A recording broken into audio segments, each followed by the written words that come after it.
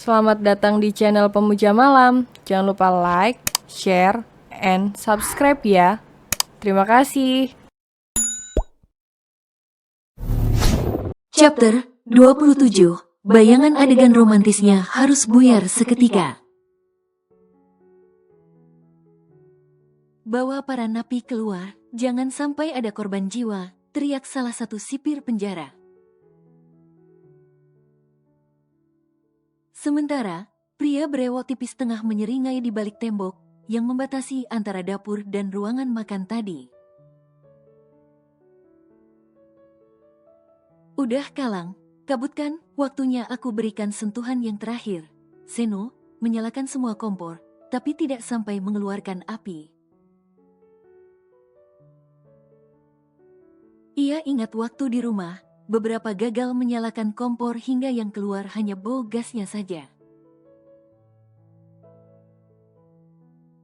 Ada 8 kompor, dan bau gas mulai memenuhi ruangan ini. Uhuk, Seno menutupi hidungnya dan beranjak menjauh. Setelah ia jauh dari ruangan itu, Seno melempar korek gas hingga, wah, ledakan, teriak para penghuni penjara semakin panik.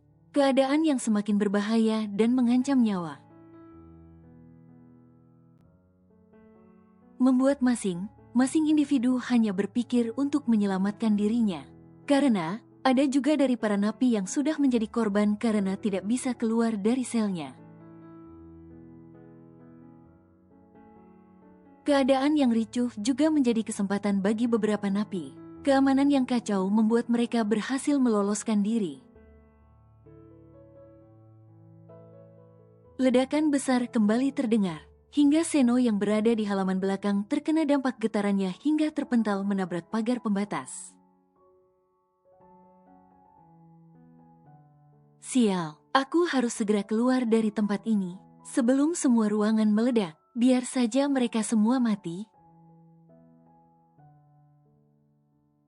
Seno pun berusaha memanjat pagar itu dengan susah payah, bahkan beberapa bagian tubuhnya terluka. Dikarenakan pagar tersebut ditanamkan pecahan kaca pada bagian atasnya. Giliran tiba untuk melompat, Seno bingung. Sementara kakinya saja belum sembuh benar. Bagaimana ini? Tembok yang dinaikinya tiba-tiba ambruk. Sebuah ledakan yang berasal dari dalam bangunan itu, sampai lagi hingga ke area paling belakang. Entah bagaimana keadaan di dalam, sementara api saja sudah sedemikian besar. Sial, damn it. Kenapa tembok ini menimpa kakiku? Bagaimana aku bisa kabur kalau begini? Berat sekali, betonnya menyakiti lukaku. Seno mengerang dan merintih. Bahkan, cairan merah mulai merembes dari area kakinya yang terhimpit bongkahan tembok. Nak, Mami tidak kuat lagi. Mami tidak sanggup menanggung dosa ini. Sudah saatnya Mami menebusnya. Semoga kau memiliki kesempatan, Nak. Kenyataan dan dosa ini, biarlah Mami bawa ke alam baka. Mungkin, Mami memang tidak pantas mendapat pengakuan darimu.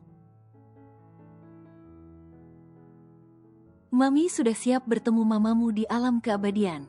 Mami berharap bisa menjadi dayang untuk melayaninya di sana. Selamat tinggal, Seno, Ba. Si ibu yang stroke itu, tidak ada denyut nadinya, lapor wanita yang bertugas merawat Izzy, panik. Ya, dia sudah tiada. Jelas wanita parubaya, pemilik yayasan. Kemudian ia meletakkan kedua tangan Izzy di atas perut, lalu menutupi tubuh dingin itu dengan kain putih dari kepala atas hingga kaki. Jadi, ini akhirnya meregang nyawa tanpa satupun sanak saudara. Bahkan, salah satu dari kita pun tidak ada yang menyadarinya. Raut sesal dan iba kentara terlihat dari wajah sendu para perawat itu. Perintahkan para penjaga untuk segera memakamkannya, titah sang pemilik yayasan. Baik, Bu. Para perawat itu pun bergegas, melakukan prosesi untuk jenazah dengan terampil. Karena sudah biasa bagi mereka menghadapi situasi seperti ini, beberapa perawat yang bertugas membersihkan dan mengurus jenazah Izzy terus menggerutu sejak tadi. Sudah hampir 3 jam, mereka belum juga selesai memandikan. Ada apa ini? Kenapa belum selesai juga? Tanya wanita pemilik yayasan. Ini, Bu, jenazahnya terus mengeluarkan bau, sehingga tidak ada yang mau mengangkatnya ke dalam peti. Jelasnya, dengan wajah yang terlihat lelah dan hampir putus asa. Gunakan masker atau apapun, masukkan saja, tidak usah dimandikan lagi, geram wanita paruh baya itu. Jangan membuang waktu dengan satu orang. Sementara tugas kalian masih banyak, lihatlah, para orang tua itu jadi tak terurus. Titah sang pemilik yayasan, ia tak tahan juga. Sejak kedatangan Izzy selalu saja ada masalah di pantinya. Haish, sudah dikubur saja, masih bau. Apa yang dilakukan orang ini semasa hidupnya? Heran petugas makam. Mereka saling pandang sembari menggelengkan kepalanya. Ah, kakiku sakit sekali.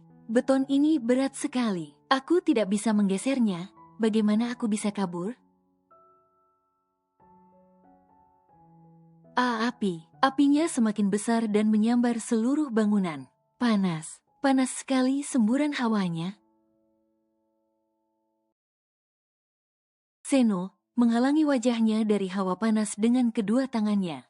Tubuhnya tidak bisa bergerak sama sekali. Beberapa orang yang berlari panik di hadapannya hanya acuh terhadap keadaannya. Hei, tolong aku singkirkan batu ini. Apa kalian dengar? Ini sakit sekali. Tempat ini akan meledak, cepat keluar, teriak orang itu. Tidak, jangan meledak lagi. Posisiku sungguh tidak menguntungkan. Kenapa beton ini tidak bergerak sedikit pun? Ledakan kesekian kali terdengar lagi dari dalam bangunan. Potongan material pun berhamburan keluar, seperti batu, kayu, besi dan juga pecahan kaca. Bagian atap pun berjatuhan di sekitaran Seno. Pria itu tidak bisa berkutik sedikit pun. Hatinya mulai diselimuti rasa takut akan kegagalan, takut tidak akan pernah bisa menemui sang mami lagi. Lempengan atap berjatuhan, disertai semburan api. Seno berteriak ketakutan, napasnya mulai memburu tak beraturan.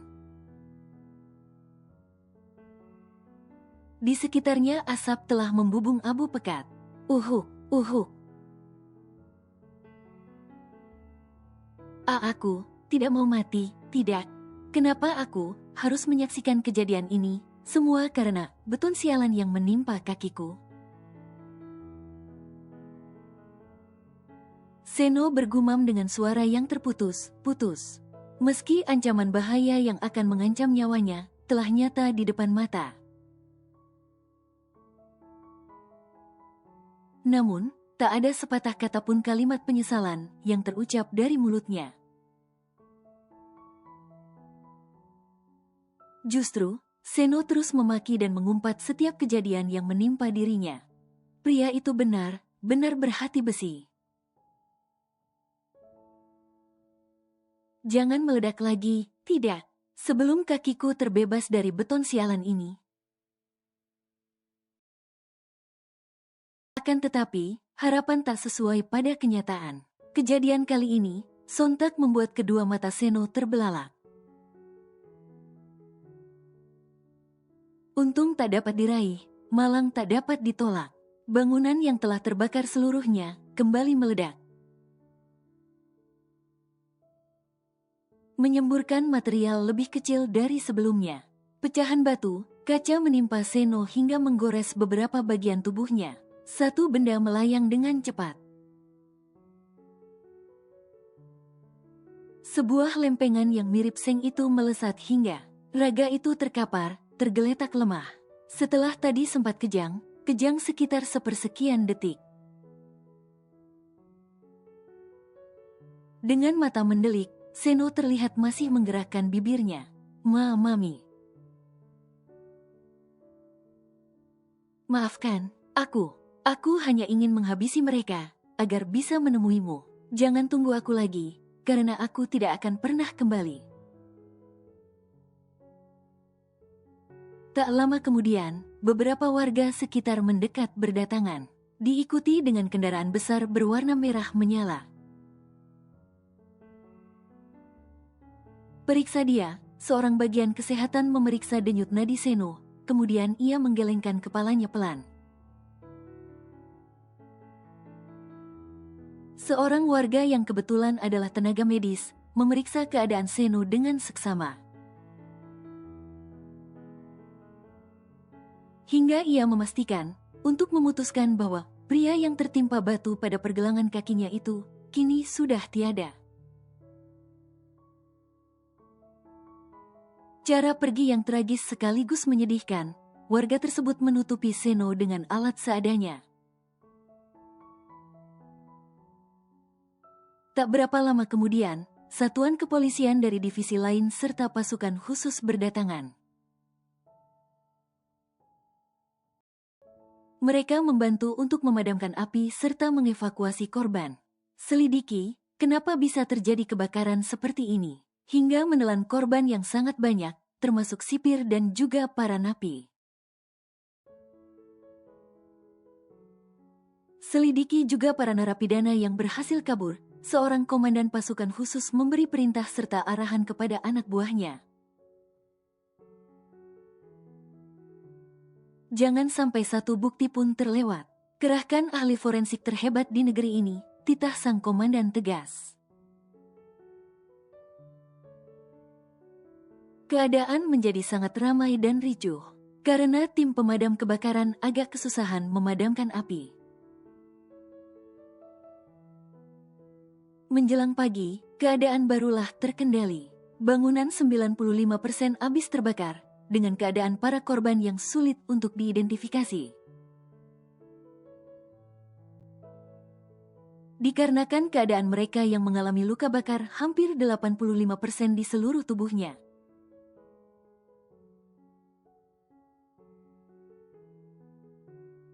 Sayang, My Queen, panggil Arjuna dari arah ruang tamu. Sementara yang dipanggil sedang asik membersihkan kamar tidur mereka yang macam abis diserang nuklir Rusia. Berantakan bin porak-poranda. Sayang, panggil Arjuna lembut. Kini ia telah berdiri di depan pintu kamar. Ada apa? Seru Susi dengan berkacak pinggang. Sementara, rambutnya masih bergelung dengan handuk. Tetap di situ, dan jangan mendekat, tahan Susi pada Arjuna, dengan menggunakan satu tangannya. Karena tangan yang lain tengah memegang sapu lidi. Baiklah, aku hanya ingin memberitahukanmu akan berita besar yang menggemparkan. Arjuna berbicara dengan mimik wajah seakan terkejut. Berita apa sih? Awas saja kalau prank. Susi mengarahkan kepalanya ke arah Arjuna. Membuat pria itu tergelak karena ekspresi istrinya itu malah lucu baginya. Kamu itu gak ada seram. Seramnya kalau mengancam, mana ada orang takut, ucapnya di sela gelak tawanya. Sini, tapnya. Susi pun merampas tablet yang dipegang Arjuna. Apa ini? Kedua mata Susi membola, kemudian tangannya segera membekap mulutnya sendiri. Seketika, air matanya luruh membasahi kedua pipinya. Melihat istrinya seperti syok, Arjuna merampas tablet itu, lalu melemparnya ke atas sofa. Maaf, seharusnya aku tak memberitahukannya padamu. Arjuna mendekap raga yang bergetar itu. Ia menyesal telah merusak keceriaan Susi. Sial, aku malah menyebabkannya menangis. Bodoh kau, Arjuna. Ia terus mengumpat dirinya sendiri, menyesali apa yang telah dilakukannya barusan. Sayang, maafkan aku, jangan menangis lagi. Kumohon, pinta Arjuna dengan lirih memelas. Susi mendongak di dalam dekapan suaminya.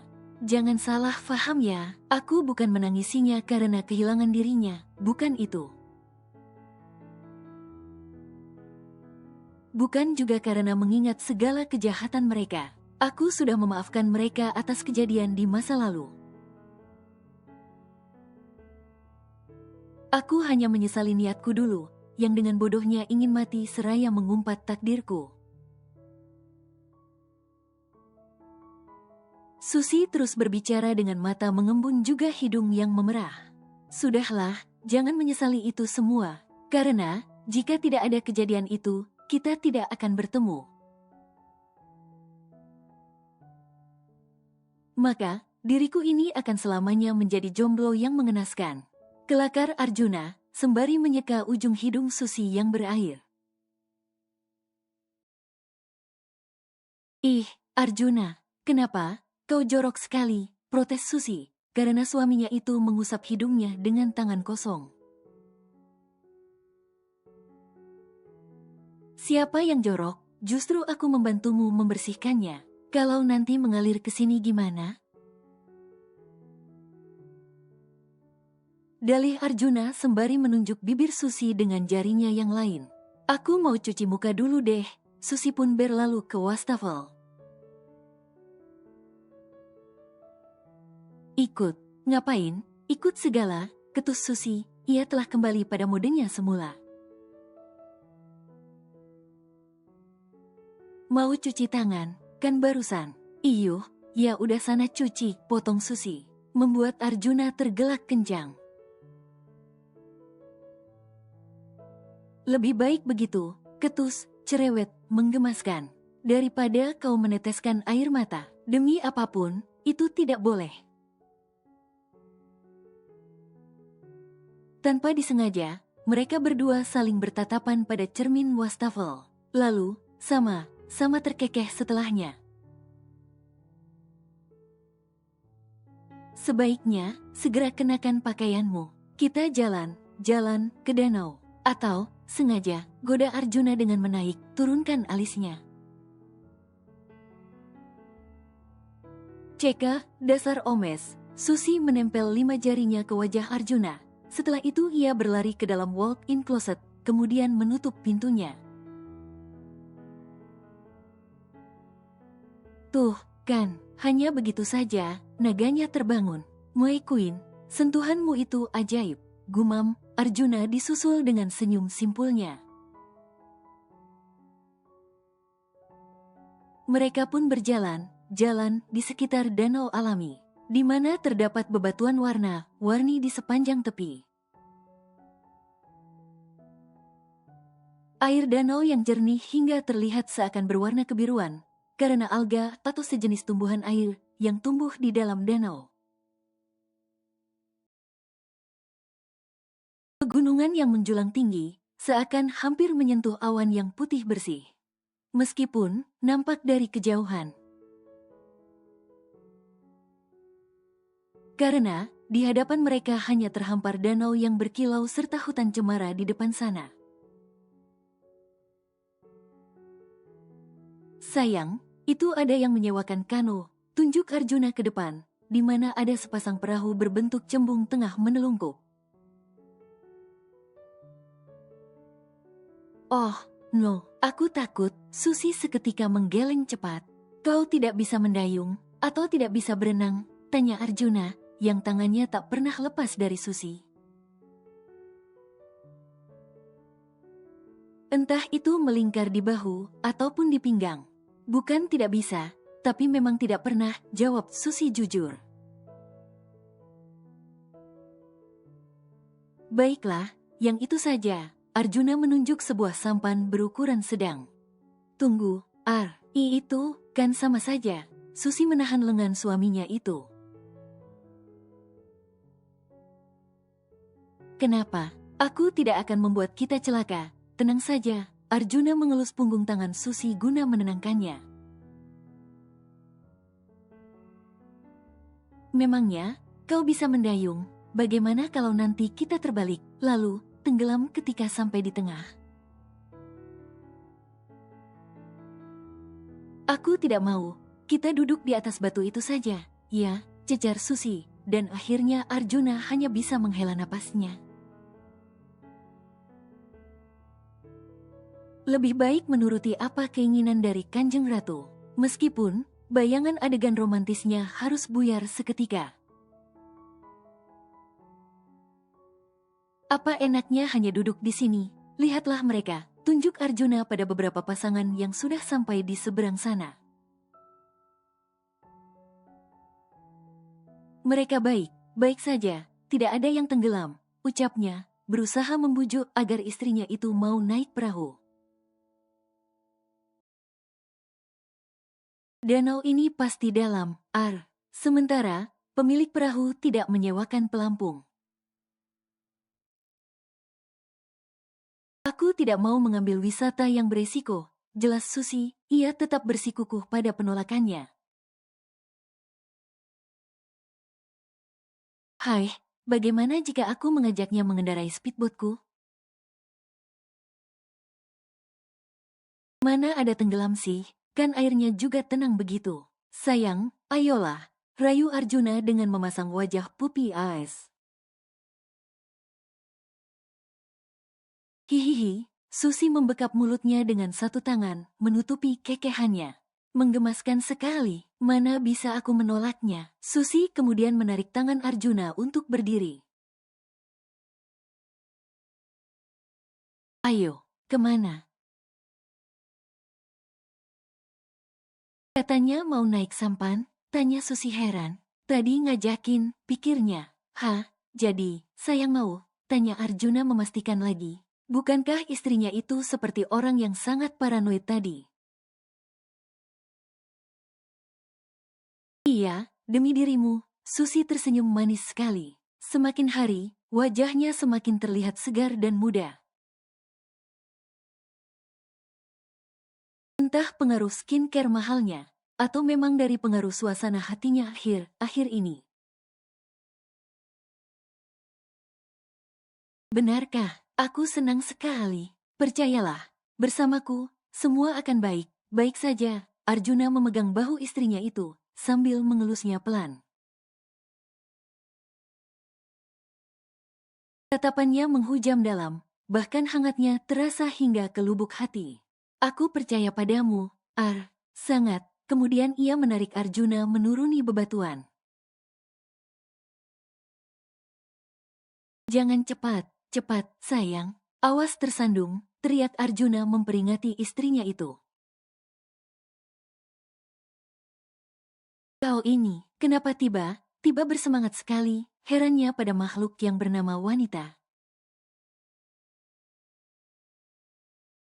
Kenapa pendirian serta suasana hatinya begitu cepat berubah? A few minutes later. Jangan terlalu jauh, tidak usah sampai ke tengah, ucap Susi memperingati suaminya itu. Di mana, mereka kini duduk saling berhadapan di atas sampan. Sayang, kau tenanglah, sahut Arjuna dengan santai dan seulas senyum. Hewan buas seperti buaya atau frankenfish. Biasanya, hidup di arus tengah danau. Sudah pasti sangat dalam juga, kan? Susi mengencangkan pegangannya pada pinggiran sampan. Katanya barusan, spontan menciptakan gelak tawa dari pria gagah yang sedang mendayung itu. Oh, sayang, kau membuat pipiku kram, ucap Arjuna dengan sisa-sisa tawanya. Siapa suruh tertawa, cepat bawa ke pinggir lagi. Apa kau mendengarku? Susi terlihat sangat tegang. Bagaimana? Aku tidak tertawa. Memangnya sejak kapan buaya tinggal di dalam danau? Tanya Arjuna, kepalanya menggeleng tanda tak mengerti. Jadi, sejak tadi yang dirinya takutkan adalah monster danau atau makhluk hidup di danau. Ada saja, kau Mai Queen. Memangnya, buaya ada tempat khusus untuk tinggal, bukankah memang di tempat seperti ini, di mana airnya sangat tenang? Susi terus mencecar Arjuna dengan pertanyaan yang semakin mengocok perut. Sayang, hanya ada jenis ikan air tawar di tempat seperti ini, jelas Arjuna perlahan, hingga akhirnya Susi faham dan mengerti. Tanpa ia sadari, sampan tersebut telah menepi. Namun, bukan pada pinggir danau tempat mereka pergi tadi. Sampai, Arjuna merentangkan tangannya. Lama tak mengayuh dayung, ternyata pegal juga. Kau ini, benar, Susi bertolak pinggang, hingga berniat mencubit pinggang suaminya itu. Tak terasa, mereka kini telah sampai di seberang danau. Ayo, sayang, Arjuna mengulurkan tangannya, agar Susi dapat turun dari sampan. Perlahan saja, hati-hati. Kemudian mereka berjalan, menyusuri sungai. Terdapat taman bunga yang indah di sini, juga ada air terjun kecil. Bagi yang ingin beristirahat atau makan, terdapat beberapa gubuk atau pondok jika berjalan lagi sedikit ke atas. Sayang, apa itu di sana? Sepertinya ada beberapa pasangan yang berjalan ke sana. Tanya Susi, seraya mengarahkan telunjuknya ke arah pondok. Sepertinya itu tempat beristirahat dan makan. Kau ingin ke sana? Tanya Arjuna memastikan keinginan istrinya itu. Aku ingin yang hangat, jawab Susi dengan senyumnya yang mengarah pada Arjuna. Kalau ingin itu, baiklah. Arjuna langsung mendekati istrinya itu, dan kaget Susi, karena suaminya itu tiba-tiba memeluknya. Hangat kan? Goda Arjuna, yang semakin mengencangkan lingkaran tangannya pada pinggang Susi. Aku maunya coklat hangat, kalau begini di rumah juga bisa, seru Susi, seraya mencebikkan bibirnya. Cup, Arjuna. Benarkah, dok? Susi sampai hampir bangun dari duduknya, saking terkejut dengan penuturan sang dokter Obgyn. Sayang, calm down. Arjuna menarik lembut bahu istrinya itu, lalu kembali mendudukkannya di kursi. Tentu saja, Tuan dan Nyonya sudah biasa mulai untuk memprogramnya. Saya akan memberikan beberapa vitamin penunjang kesuburan. Semoga ini dapat mempercepat proses pembentukan sel telur. Tutur sang dokter, seorang wanita parubaya yang masih sangat cantik serta berambut pirang.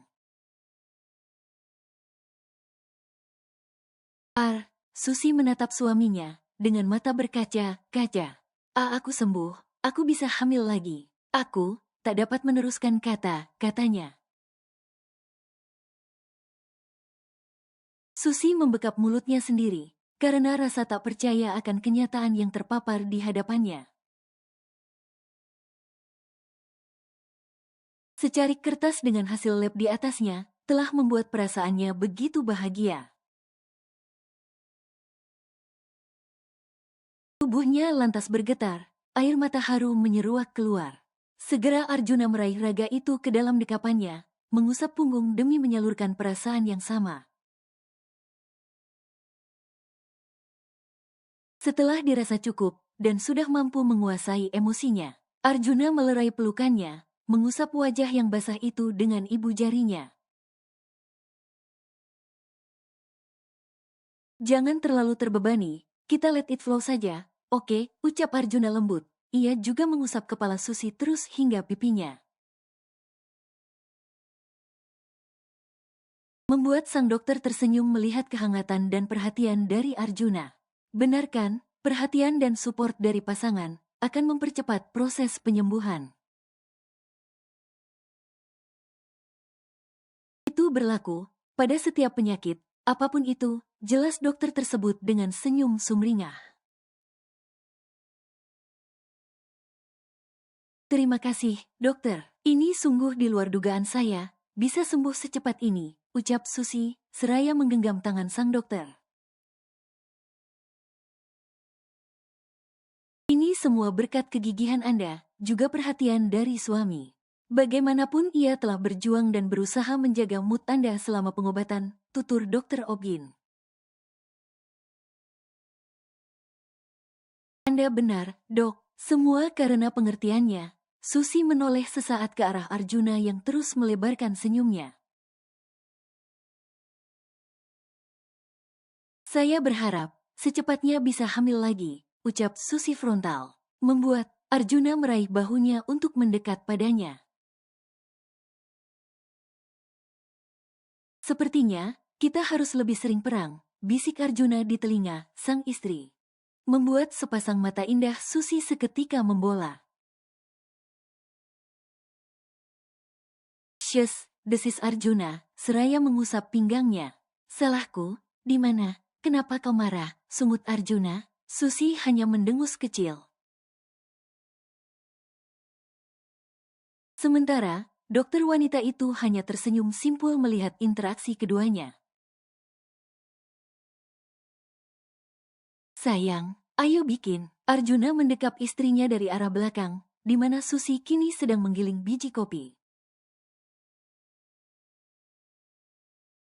Niatnya, memang hendak minum minuman dengan bau khas tersebut, lalu menikmatinya di balkon untuk menghabiskan siang. Nih, lagi bikin, Susi menunjuk biji kopi yang tengah digiling. Ceka, bukan itu, sayang, tukas Arjuna, seraya menciumi pipi Susi dari arah samping. Terus, bikin apa? Tanya Susi tanpa menoleh. Tangannya begitu lincah, menggunakan mesin pembuat kopi espresso itu. Bikin anak, ucap Arjuna, jelas padat tanpa basa-basi. Mendengar permintaan suaminya yang spontan itu, Susi langsung terkesiap, lantas ia menelan ludahnya kasar. Suamiku, kenapa kau belak-belakan sekali? Apa tidak bisa menggunakan rayuan yang manis? Arjuna terus melabuhkan ciuman pada ceruk leher istrinya, hingga Susi memejamkan mata merasakan sensasi yang membuatnya merinding disko. Ciuman itu terus merambat menyusuri kaping telinganya, bersamaan dengan tangan Arjuna yang mulai tidak bisa dikondisikan. Katamu, jangan terburu-buru, lalu ini apa? Tanya Susi lirih. Dirinya mulai hanyut terbawa permainan suaminya. Iya, aku pasti pelan deh. Janji, tidak akan buru-buru, jawabnya asal tidak sesuai dengan apa yang Susi maksud. Ih, bukan pelan. Pelan yang itu, Susi pun menepuk lengan yang melingkar di perutnya dengan gemas. Arjuna pun membalasnya dengan menggigit pelan bahu Susi. Kebiasaannya sejak beristri, selalu menggigit bila gemas. Ya, karena memang ia selalu gemas dengan istrinya ini. Oh, kebiasaan deh, Susi segera berbalik, lalu menarik telinga Arjuna karena sebal. Terkadang, gigitan suaminya itu sakit juga. Arjuna lantas memegangi telinganya, yang mana baru saja kena tarik itu. Seraya terkekeh, ia pun memajukan wajahnya. Susi sudah terbiasa menerima pagutan tiba-tiba dari suaminya itu. Ingat, kan, apa yang kukatakan tadi di rumah sakit, bahwa kita harus lebih sering berusaha. Arjuna menatap wajah cantik di hadapannya lamat-lamat. Kedua tangannya menopang tubuhnya yang condong ke depan. Di mana kini, Susi tengah bersandar pada meja di sebelah kulkas. Katanya tadi let it flow aja, just slow, ucap Susi menyindir dengan mengulang kata Arjuna pas di rumah sakit. Ya, kan, santai untuk hasilnya nanti. Kalau aksinya, boleh dong digas terus, namanya juga usaha. Kilah Arjuna, gak mau kalah. Dirinya terus memepet istrinya itu, hingga tak ada ruang lagi bagi Susi untuk bergerak. Kopinya, gimana? Tanya Susi, berusaha mencari alasan. Setidaknya mengulur waktu, pasalnya dia belum sempat mandi sejak pulang check up tadi. Begitupun suaminya. Nanti saja, selesai menyerbu hutan belantara, kelakarnya, dengan pandangan yang terus tertuju pada bibir Susi. Gak mau, belum mandi, Susi mencoba menolak meski ia tahu ujungnya pasti gagal. Namun apa salahnya dicoba, ya kan? Setelah ini, kita bisa mandi bareng. Arjuna kembali menundukkan wajahnya, karena memang tinggi Susi hanya sebatas dadanya saja. Apaan sih dia? Belum dikasih aja, udah merencanakan penambahan ronde. Panggil Susi dengan suara parau, ketika Arjuna menyesap leher putihnya lalu meninggalkan tanda kepemilikan di sana. Dehamnya, tanpa menghentikan aksinya. Bahkan, malah semakin menurunkan kecupannya ke bawah. Hingga sebuah tanda kembali tercetak di area bawah tulang selangka. Apa harus di sini? Tanya Susi dengan lirih. Kakinya terasa lemas, karena buayan Arjuna selalu membuatnya melayang. Arjuna pun mengangkat tubuh Susi dengan menggendongnya di depan. Ciumannya ia pindahkan dari leher ke bibir yang selalu membuatnya ingin menyesapnya rakus. Susi pun tak tinggal diam. Tubuhnya yang memang tak pernah bisa menolak setiap kali suaminya itu menginginkan dirinya.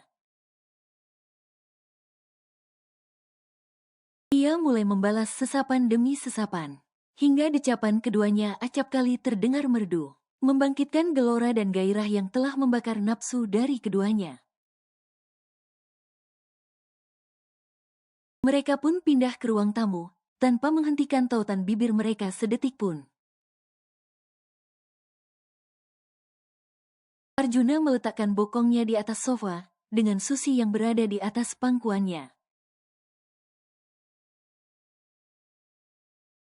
Tidak seperti ini posisinya, ucap Susi mengingatkan. Harus aku yang berada di bawah. Kemudian, satu kaki diangkat setinggi bahu, ucap Susi pelan. Dirinya kini tengah rebah di atas dada bidang Arjuna. Baiklah, hamba ikut saja apa kata Kanjeng Ratu, goda Arjuna dengan kerlingannya. Ia kembali menggendong, lalu berjalan menuju kamar mereka. Sesampainya di dalam kamar, Arjuna menghempas tubuh yang berada di dalam gendongannya itu ke atas kasur secara perlahan. Menahan raganya dengan bertumpu pada kedua siku tangannya, supaya tubuh ramping Susi tidak terlalu tertindih badan besarnya. Arjuna memulai aksinya, diawali dari menciumi seluruh area wajah Susi secara perlahan dan lembut. Dimulai dari ujung kepala hingga kening, lalu merambat pada kedua kelopak mata indah Susi. Semakin turun lagi, sampai kepada pipi kanan dan kiri, lalu hidung dan terakhir menyesap dalam bagian yang menjadi candunya. Napas keduanya semakin memburu, Arjuna melepas belitannya, lalu mulai menjelajah lebih ke bawah lagi. Dikarenakan Susi mengenakan atasan dengan kancing depan, maka tangan Arjuna yang mulai terampil dalam hal buka-membuka, telah faham apa yang mesti dilakukannya. Dia sudah bangun, saatnya bermain, bisik Arjuna, seraya menciumi kaping telinga Susi. Memberi sedikit gigitan serta jilatan. Membuat tubuh itu menggeliat dan menggelinjang tak karuan. Pandangan keduanya semakin berkabut, karena gairah telah hampir di puncaknya. Kenapa harus mulas ketika tengah on fire begini? Ah, sayang, maafkan aku, sungguh tidak tega melihat wajahmu. Susi pun akhirnya berteriak dengan kedua mata yang membola. Ada saja hal yang membuat moodnya langsung anjlok seketika. Keinginan yang sudah sampai di ubun, kini buyar tertiup angin. Iya, aku pergi sekarang. Arjuna pun berkelebat turun dari atas tubuh polos istrinya. Tunggu aku, sayang, kita lanjutkan lagi setelah ini, teriaknya sambil berlari menuju kamar mandi. Alhasil, Susi pun hanya bisa bergelung dengan selimutnya sambil berguling-guling. Mulutnya terus berkomat, kamit menggerutu. Arjuna nyebelin, udah tanggung juga, gimana ini? Sebel. Setelah selesai mandi, Arjuna keluar dengan handuk kimono yang menutupi tubuhnya. Arjuna pun sontak menahan tawanya ketika melihat sang istri yang menutupi tubuhnya dengan selimut. Wajahnya yang cemberut disertai pandangan mata yang seolah sinis.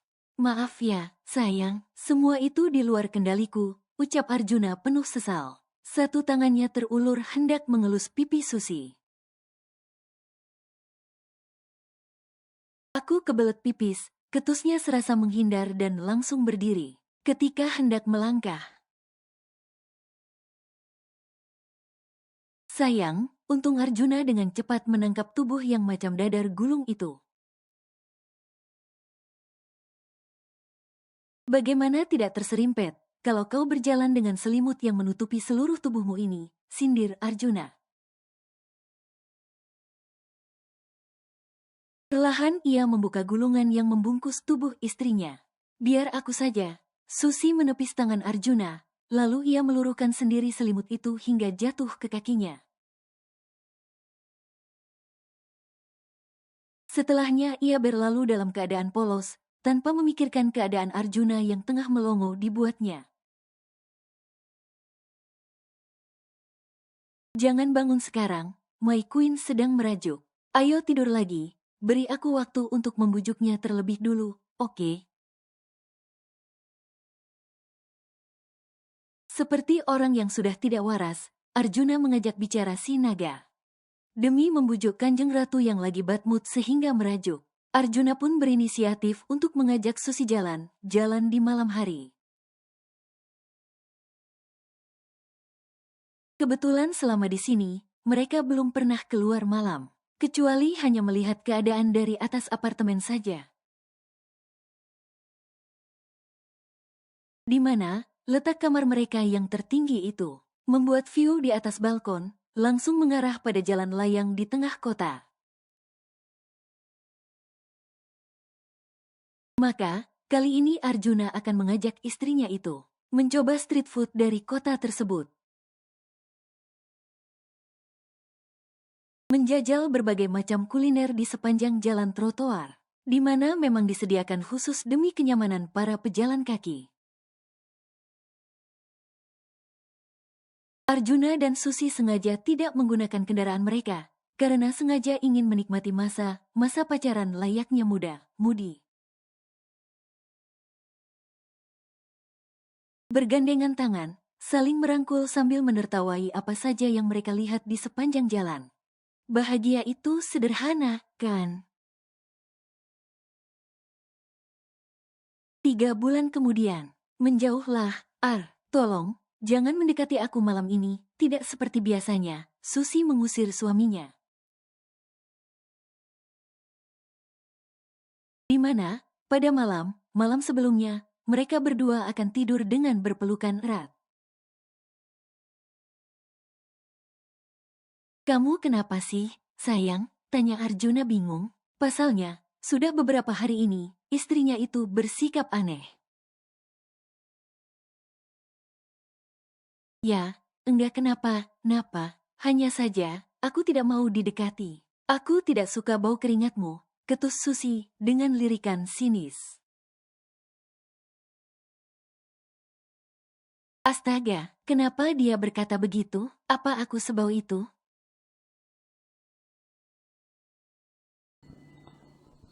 Bersambung.